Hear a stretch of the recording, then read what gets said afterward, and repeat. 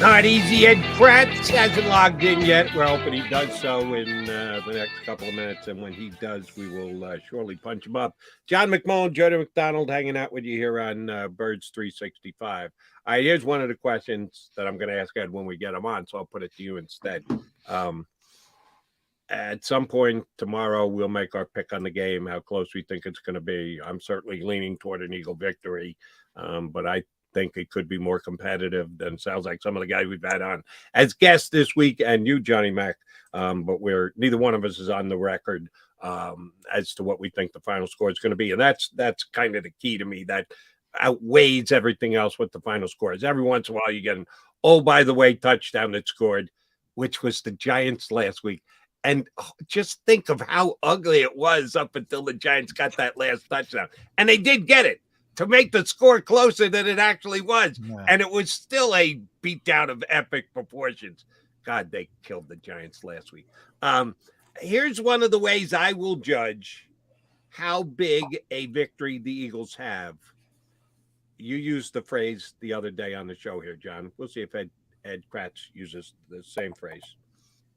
Garbage time, which not a garbage time. I brought up Todd Rundgren in the press box. I needed Ed's help. I said, "Who sang that song?" The Eagles don't want to work, man. They don't want to work.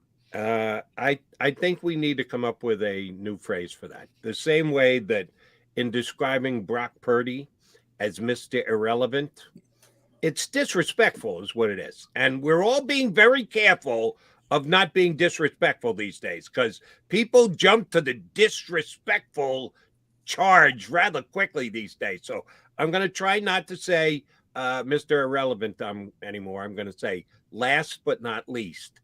And I think we need to come up with a new phrase for garbage time. And I was thinking along the lines of designated growth snaps. That is much less disrespectful than garbage time. So I'm going to call them designated growth snaps. And for the Eagles, that would include JG likes that. Yeah. Nakobe Dean, Zach Mack, Josh Jobe, those guys getting in the field in designated growth snaps. Will we even get to that, Ed Kracz, this week? Will we have designated growth snaps for some of the younger Philadelphia Eagles because the game is non-competitive in the fourth quarter? I think that's too long. Designated. What was it? It is long. Well, maybe we can get it down. Growth snaps. That's 3 words. Garbage time is 2 words. Yeah, TGS. You're right. You can't go from 2 to 3. Yeah. Come on. But you make it down by syllables. It's like, what is it? Designated growth. That's like 7 syllables versus 2. 3. Yeah, I'm a syllable guy. Yeah, that's true. Ed's got a point. Solid point. Maybe we can GGS if we can get people on. Then we can create an acronym. I think you need a vowel in there somewhere if you're going to do an acronym. You need to stick. I'm sticking with designated growth snaps. Yeah, I'm sticking with garbage time. Yeah, a lot of garbage time for this team. Trash talk. What when we talk about that Giants game, and now the Bears are coming up this week. Obviously, we're talking about a 12-1 football team. So the Eagles are really good. Any concern though that I mean they are at this point of the season? I always thought there's no Alabama schedules, whomever, Wofford. I'm disrespecting certain colleges now, but you have these designated wins, to use Jody's designation. You have these designated wins on the schedule. As you get later in the NFL schedule, everybody tries to win early, and you have all these upsets. But then you start doing the thought process: do we want to lose? Draft standing. People start to rest guys. If somebody's got a banged up ankle, they know they're a terrible team. Maybe they fight through it earlier in the season. Point I'm trying to make is teams give up. The Eagles have this stretch where the Giants weren't giving up, but they were really banged up. Tennessee was really banged up. Now they have the Bears, who are among the worst teams in the NFL. Is there any concern they're not being tested in these games? Well, listen, I mean, I don't know how banged up Tennessee was. I mean, Tennessee was a good They test. were banged up, Ed. They were came really banged up. Yeah, I mean, you could say that every team has injuries. I mean, it's week 15, whatever. I mean, Yeah, were the Eagles not without Goedert and yeah, Maddox? you could say the Eagles are banged up too, and yet they still win. I mean, so I don't know how much I get into that. I think they've been tested. I mean, Giants came out and they had them stopped on that third down on that first drive, and A.J. Brown was held or hands to the face or something on Fabian Moreau, picked up a first down for him. I just think, you just play who you play, and that's all you can do. And I don't think there's any chance that this team loses focus in Chicago. They have too many veterans, and I think it helps them that the Cowboys are playing well and that they're right on their heels. And they know that they can't really let up if they want to get the goal of winning the division and getting the number 1 seed. If the Cowboys are sitting there with 9 wins or 8 wins and they have a 3 or 4 game lead at this point, maybe you lose a little bit of focus, and, maybe you don't really push yourself against teams that you think are banged up or inferior. But I don't think there's a chance of that happening. And the Bears are inferior, but I don't know. I don't think it'll matter to the Eagles. I think it'll just be business as usual, and they'll lead to some designated designated gross snaps. Yeah. Garbage time. I don't like garbage time. I don't like garbage. It skews everything. Skews stats. I don't like it. You'd rather Nakobe Dean just stay riveted to the bench and play only on special teams? Well, I can't get Nakobe in the game because TJ and Kaiser are playing too well, but it doesn't. I have a lot of. Didn't you listen to your boy JG yesterday talk about how important these designated growth snaps are? Listen to him all the time. 5, the 10, the 15, they all add up. Your guy said this, and you're poo-pooing it. You don't like it. You don't like what JG's saying, Johnny Mac? No, I have no problem. I think, when you're blowing out a team, you should play those guys. I don't like garbage time for the fact that, everybody is, me, I'm not a big stat guy. So, it skews the stats and you don't know. Like the defense is playing so well, but they got skewed a little bit by the Giants picking up some yardage and garbage time and all that kind of stuff. I think it all factors in. I don't like it. I don't like garbage time. I don't like garbage time in the end. It's not fun, is what I'm trying to say. It's not fun, garbage time. It's absolutely fun. I couldn't disagree with you more. And like to me, you know how long it goes? I get real far field, but then we'll come right back.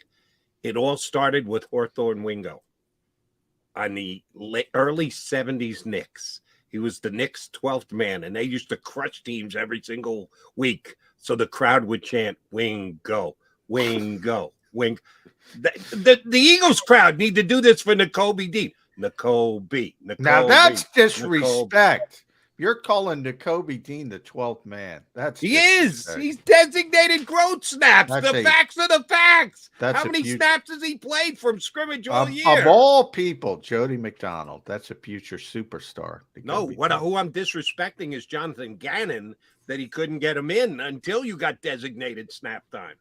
Yeah. So, Ortho Wingo, that was his name? Wingo? Hawthorne Wingo. You guys got to do some Googling and research after the show today. Wow. Well, see, 12 Can't believe neither one of you know who Hawthorne Wingo is. I don't know. I'm an NBA guy, too. I wasn't there chanting. Sedale Threet for the Sixers. He was one of those types. People get used to real excited when he would get in the game. But I hear what you're saying. The Eagles have been so good. That's the point. Let's Tom Bigby it and get it back to the Eagles. They've been so good to this point, Ed, at 12-1. Micah Parsons came out. The question's coming. Jordan Mailata handled it the way he handled it. I think Jalen Hurts used 5 words. I'm sure you saw the video by now. What was your take on it? Was Micah Parsons disrespecting Jalen Hurts? Yeah, I don't think it was really egregious at all, to be honest. I mean, I watched it 8 times. Did I miss something? I keep trying to find what I missed. That was so disrespectful. Yeah, I agree. I mean, I didn't really see much there. I thought he was kind of giving credit to the team. Maybe he was in a backhanded way dissing Jalen Hurts somehow, but listen, I don't think he was. I mean, I think the thing I like about Micah Parsons is he speaks his mind. He's always done that, even at Penn State. I mean, he's always willing to speak his mind. And, if that leads him down the wrong path, then so be it. But I don't think this time it did. I kind of thought it was pretty benign, to be honest. He didn't come out and say, Jalen Hurts is a system quarterback. He said he's good in the system they play. Like every player is built for a certain system and excels in a certain system. Dak Prescott's no different. He's playing within a system. And I didn't really quite see it. And, I know it's been a big deal. And, this week, yesterday, especially at Eagles practice, Nick was asked about it. Jordan was asked about it. Jalen. I didn't really think there was much there. Too much. I didn't think there was too much fire there at all. Ed, will the re-addition of Dallas Goedert to the Eagles offense be seamless? Take a quarter, take a half, take an entire game, shake the rust off. How does Dallas Goedert being put back into the Eagle offense play this Sunday against the Bears? Yeah, it's interesting. I mean, they've really taken kind of a cautious approach with Jordan Davis. I know that they have some depth now on that defensive line, but I think he only played 6 or 7 snaps in his return. He only got 15 last week, so they've kind of been working him back up slowly. Jonathan Gannon said this week that, there could be some more snaps for him. So Avonte Maddox came back and they threw him out there for a good portion of snaps. I expect them to kind of do that approach, give Goedert a really good, solid run, kind of like they gave Maddox. He's just a top weapon on this team. And if he's healthy and he's ready to go and his shoulder proves that he can block, he's going to have a good role. He's going to have a pretty meaty role, I would guess. And the Eagles are going to throw him the ball. Jalen Hurts will throw him the ball. He was on track for a 1,000-yard season before he got hurt. So they're just going to, if he's healthy, they're going to use him. They're going to put him out there. And I think one good thing they learned was these backup tight ends. Everybody kind of wanted a better backup tight end, but listen, Jack Stoll and Grant Calcaterra especially really stepped up well. So a little bit more about what you have behind Dallas Goedert, and it's not as bad as some people may have thought. I mean, these guys, they were 4-0 without Dallas Goedert on the field. But that said, they're still the backups. They're going to go back to their roles, and Dallas Goedert, I think, is going to play, 70% of the snaps if he's fully healthy, and they're going to throw him the ball 5-6 times would be my guess. Yeah, especially on third down. No, I think Jalen doesn't trust anybody more than Dallas Goedert on third down. Even A.J. Brown, I think he's this guy on third down. And, he's big. The Eagles deserve all the credit in the world for going 4-0 without Dallas Goedert, but it's big that he's back. I mean, they don't lose anyway, so it's partially that. But the biggest question mark to me, and I think it's really interesting because of the roster situation, is safety this week. It's pretty clear Reed Blankenship is not going to be able to play. So, he's not going to be out for 4 games, though. So they don't want to put him on injured reserve. They have 1 open roster spot, but that's going to Dallas Goedert. So they have 2 practice squad elevations. Now, they have to elevate the punter because he's got a punt, even in the Eagles are great offense. They're going to go for it on 4th down, but you need a punter just in case and a holder. So Brett Kern is going to be one of those elevations. The second one, you can elevate Anthony Harris and he can play and he can start and he knows the defense. He's been with Jonathan Gannon forever. But if you do that, then you don't have Christian Ellis, who has been a godsend to this special teams, but he's not on the 53 yet. They only have 1 elevation left on him. Then they're going to have to put him on the 53. Kayvon Wallace could start against a team who doesn't throw the ball much and doesn't throw it effectively. Do you wait 1 week for Anthony Harris? Do you wait for the Cowboys? Do you elevate Christian Ellis, or do you say, we got to start Anthony Harris? Yeah, that's a really good question. I hadn't thought about that. I just kind of assumed they would do Harris and Kern. But But you're right about Christian Ellis. He's been really helpful. I mean, he's got 4 special teams tackles, right, in his 2 elevations. He has 1 left. Yeah, that's a good thought. I thought, would you rather have Kayvon Wallace or Anthony Harris playing back at safety this week? I think Kayvon. Yeah, Wallace, that's what makes it more interesting because yeah. his strength is run support. Yeah, then you're a little thin, though. I mean, I know Josiah Scott. I think he had a couple safety reps against the Giants. So, yeah, that's an interesting thought because Anthony Harris won't play special teams. And frankly, I think Kayvon Wallace played pretty well against the Giants. You know, he might have been out of position a few times, but I thought he made some nice tackles in the game. I think he had 5 of them. And, you know, I think he's better than Harris at this point. So, yeah, I think there's a good chance that maybe Harris doesn't get elevated and they elevate Christian Ellis for a last time. Or maybe we see another Friday injury that leads to someone getting put on IR, and then maybe somebody gets activated to the 53, like the punter. Because listen, I don't know if Aaron Sippis is coming back. Didn't they already put Sippis on IR? He's on IR, but he's eligible to return, I think, in the last game of the season, right? I don't think we're going to see Aaron.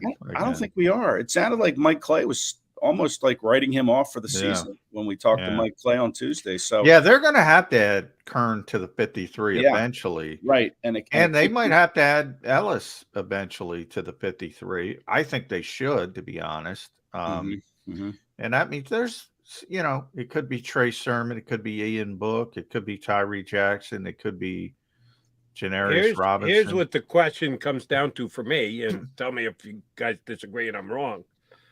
I think it's a Ellis Bradley thing more than anything else. No, Sean? Yeah. He's hurt. Bradley's hurt. He's hurt. He's good. No, he's a good player. Sean's not going anywhere. But, that's a good point. Like, maybe he's injured enough that he goes on IR. I don't know. If he's injured, well, he is, right? I mean, he didn't. No, I meant seriously enough. Yeah, seriously injured. Yeah. I mean, you don't know how severe that injury is, but maybe there's a chance that he gets IR'd. I don't know, but it's something they're going to have to figure out, and it's a good question. Maybe we could try to, get to the bottom of. I think we're going to get that Trey Sermon Friday ankle sprain at some point. He's kind of been going to put him on IR. Yeah. I'm guessing. That's going to go. The Eagles have been able to manipulate that. And, Jody and I were talking. I want to run this by you because it's interesting to me. Probably nobody else, but maybe it's interesting to Ed Kracz. The Eagles organization should be the template for this league and how they built this. And it goes from Howie Roseman as the GM in charge of personnel, but he gets the players the coaching staff wants. He's not that rogue, I'm going to give you the square peg to fit in the round hole. Jonathan Gannon wants to play light boxes. He loses Jordan Davis. He goes out and gets him Linval Joseph. He does those types of things. I think that's the first part of it. The second part, Nick Sirianni as the coach is involved with the whole team.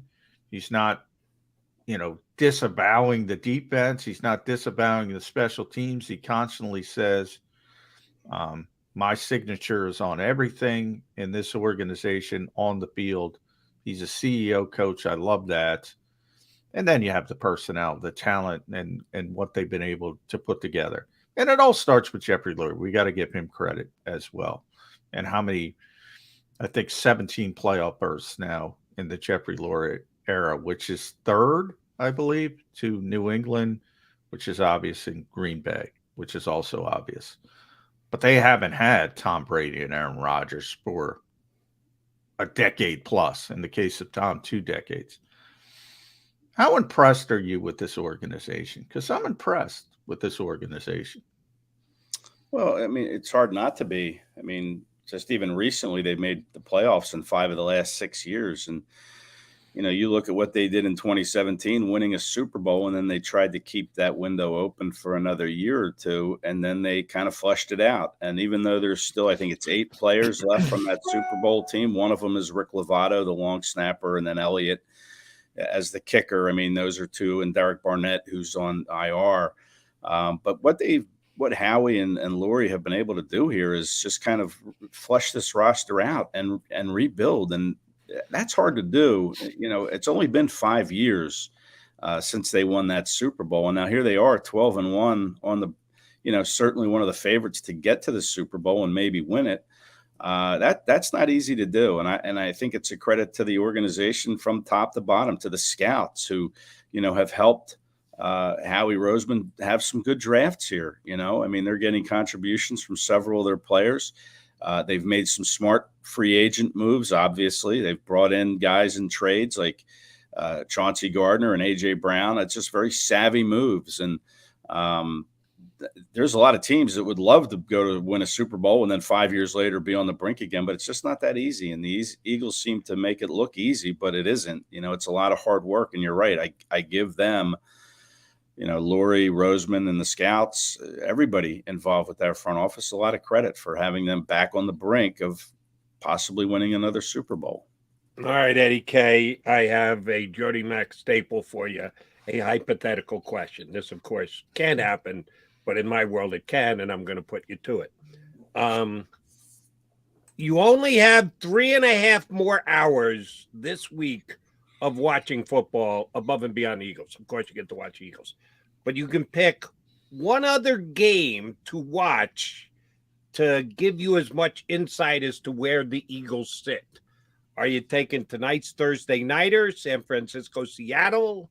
Are you taking Cowboys, Jags, which, oh, by the way, is in Jacksonville? So we get that idiot mascot in the Speedo down there in Jacksonville. He's almost worth watching just to laugh at him and make fun of him more so than the Cowboys. Or Sunday night football, Commanders, Giants. Can only watch one game if you're an Eagle fan other than the Birds. Who are you advising him to watch? Well, it probably wouldn't tell me much about them, but I would say that I would probably pick Miami and Buffalo Sunday night, just because that's you're already ahead to the Super Bowl. Yeah. Kracz, that's disrespectful to the other. That's the thing. I saw enough of the Giants on Sunday. I don't want to see any more of the Giants. I do not want to see the Commanders and the Giants. I guess if I had my pick of those games, I would probably say the Cowboys and the Jaguars. I mean, what the hell's the Jaguars mascot's name? He's got. I don't know. That's a Jimmy Kempski question. Jimmy keeps tabs on all the mascots. Designated Speedo growth guy. Oh, look, there you go, Kracz. Very nice. Good. That's called a callback in the world of comedy. I love it. Just because that place is going to be packed with Cowboys fans, right? The Jacksonville Stadium. Run. But I think that's a game the Jags can win. I mean, Doug Peterson has his team playing well. Trevor Lawrence is the AFC Offensive Player of the Week. Fighting through an injury, showing how tough he is to Bob Groats. I'd like to see that Cowboys team a week before they play the Eagles, see what they look like, because we're all, we're thinking, well, okay, the Eagles might be looking ahead to the Cowboys on Christmas Eve, and the Bears, maybe they won't be as focused. I don't think that'll happen. But what about the Cowboys? Could they be looking ahead to the Eagles next week and overlook the Jaguars? So I'd probably want to watch that game. With tonight's game between the 49ers and Seahawks kind of being the second game, but again, I'm going right to the Super Bowl, man. I'm going right to the top. Yeah. Bills, Dolphins, Sunday night, probably in the snow, which I love those snow games. Snow games are great. Yeah. I was talking to Dallas Goedert for a while in the locker room yesterday, and he broke something out on me that shocked me beyond belief, Ed. And I wasn't prodding. We're just, bull, whatting around, nothing more, nothing serious. And he said, I don't care what anybody says. Detroit's the best team we played all year. It shocked me. They played Minnesota. They played Dallas already once. Now, granted, Cooper Rush was there, but nonetheless. And and their schedule is what it's been. Is that disrespectful? Jody brought that up. I didn't think of it at the time. It wasn't that. By the way, completely disrespectful. Who's he disrespecting there? The Cowboys, every other team. Yes, much like you dismissing the entire NFC to watch an AFC game this week. By the way, he wasn't being disrespectful at all. He was just giving his honest opinion, and he thinks they're underrated. Oh, you mean kind of like Micah Parsons? Well, and I said Micah wasn't being disrespectful at all. I'm very consistent, Jody. Yes, you are. Neither was being disrespectful. But if you start looking ahead to the playoffs, Detroit's one of those teams that might sneak into the back end. There's always one of those teams. You always get that tag. Oh, you don't want to play them. They're hot coming in, whatever the reason is. You got a team like that could ruin the day of a good team, not even necessarily the Eagles, but anybody on the NFC that says, oh, this team might be getting hot at the right time, something of that nature.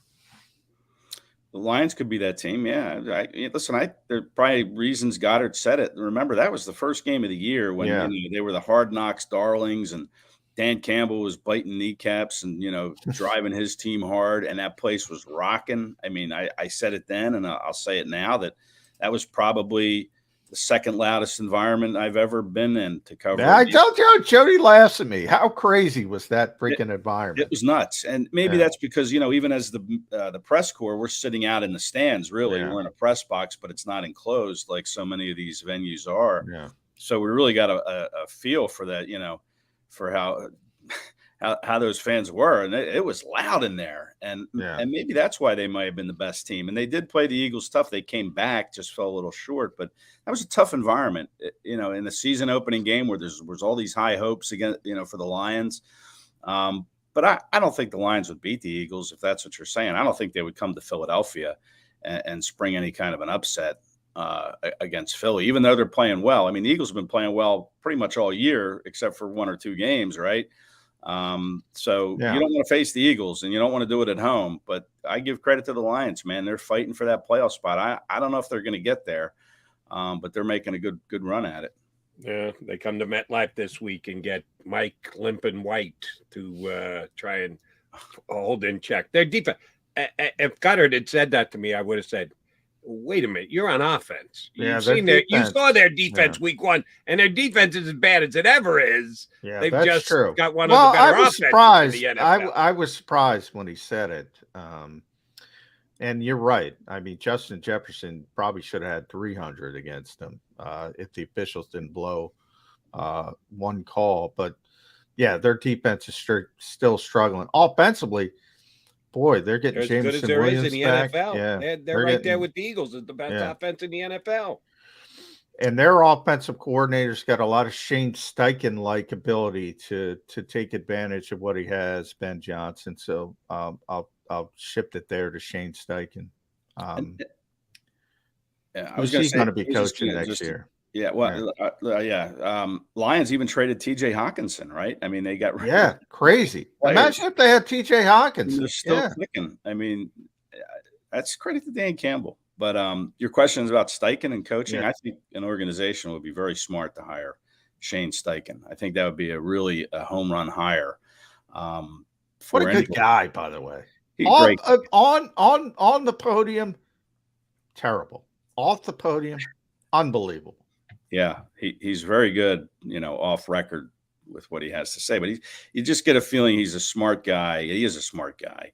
He coached Justin Herbert, right, in L.A. his rookie season, and Herbert had a fantastic year. And I don't think he's good, and he's having a good season, but I don't think he's playing like he was as a rookie when Shane Steichen was with him. And now, look what he's done with this offense. Look, this team comes out and scores touchdowns the first time it gets the ball. They've done it in 7 of their last 8 games. Yeah.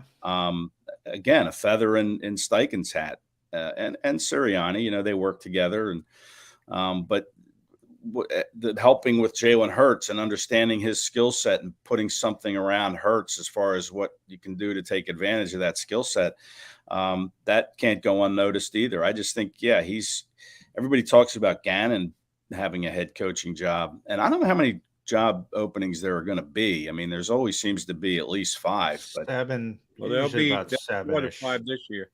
yeah, there's Indies open. The Carolina, who knows? They may keep Steve Wilkes. He's 4-4, has them in the playoff hunt, and I'm not sure that they're going to go outside the organization and bring someone else in. So, I guess you can go through and find some teams, but I think Steichen should get one of those jobs. And I would even put him ahead of Gannon at this point. I mean, I know Gannon does a good job, but Steichen, what he's done with this offense. Remember last year how they got off to those slow starts and, they had like 3 points. Well, they're since he's taken over as play caller, they are 18-4 in the regular season. 18-5 if you include the playoffs. That's pretty good. It's pretty good. All right, Ed, here's my last question for you before we let you run. Back to a game other than the Eagles over the weekend. The Cowboys and Jaguars are playing. It's the fourth quarter. Trevor Lawrence throws a perfectly timed touched pass to the back of the end zone, and Evan Ingram makes the catch, which all of a sudden in Jacksonville he can do. When he was with the Giants, he used to drop passes all the time. Dropped a big one here. He sure as hell did against the Eagles. Yeah. He makes a great catch like he did last week, back of the end zone against coverage from Micah Parsons. And Jackson DeVille, the mascot of the Jaguars, in his Speedo, does a twerking thing toward Micah Parsons. Is that considered disrespectful? And will Micah Parsons hit him if he does that? Well, I would probably be cringing if I had to watch that. I don't know if I would see the swing if Parsons were to attempt to punch there, because I'd be like, ooh, I can't watch that Speedo action. Is that his name? Jackson Phil? Jackson? Is that Jackson DeVille? Jackson DeVille. That's awful. That's everything about that is awful. The pun is awful. Oh, it's terrible. It's terrible. And you know how this ties into the Eagles, right? They got the shot of AJ Brown and somebody else on the bench laughing hysterically during the Giant game this past week. Yeah. And Jalen is sitting next to him, and he's just narrow focus. He's not in on the joke. But the joke was that they were showing highlights of Jackson DeVille on the big scoreboard in MetLife Stadium. And the Eagle players who are on the offensive players sitting on the bench while defense out there are watching this idiot twerk with his Speedo on, and they're going nuts, hysterically laughing at it. And Jalen is completely oblivious. He has no idea what his teammates are doing, sitting 2 feet away from him, laughing at the antics on the scoreboard at MetLife. He doesn't want anything to do with any Jackson DeVille rat poison. Laser focus. He is laser focused. Like Ed Kracz. Who's going to win on Sunday? Any path to victory for the Chicago Bears? Boy, I just don't see it. I really don't. I mean, I'm hard-pressed to name anybody on that defense outside of Jaquan Brisker, who I really liked. I thought the Eagles should have taken him as a safety.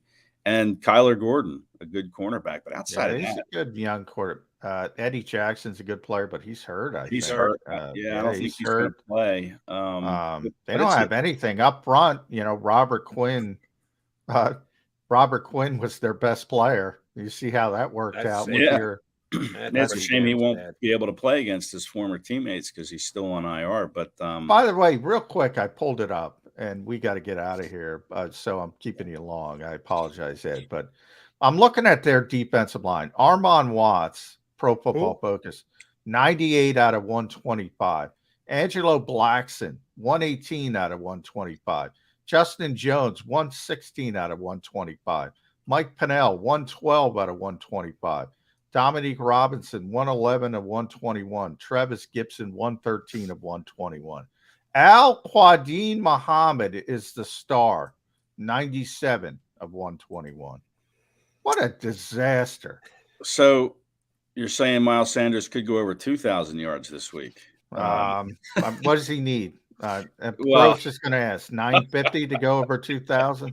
Possibility. I just don't see a path. I mean, I don't know if they'll hang a 50 burger on him, but I think they could threaten the 48-point mark again, to be honest. I I just don't see how the Bears can win this game unless it's snowing like crazy. I don't think it's going to be. I think it's going to be really It's cold. going to be cold. Yeah, but cold. That doesn't What matter. about Jake Elliott missing a field goal because Brett Kern just got here and is a bad holder? It's not Britton Covey. And what about that? Well, I talked to Brett in the locker room, and he said it's going to take me about 1 to 2 minutes. What did he say? 2 minutes? Yeah, about 1 or 2 minutes to figure out the operation. So talk about disrespect. I mean, a lot of confidence.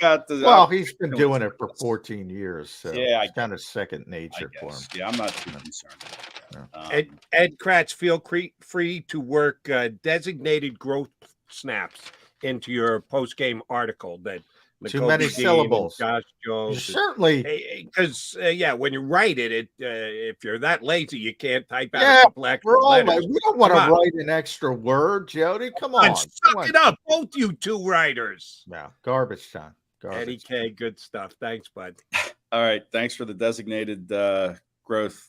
Oh, you don't need it, my friend. You are already on the Pro Bowl level. Designated growth reps on the only thing this trio could use with designated growth would be up top. It's not happening for any of us. Nope.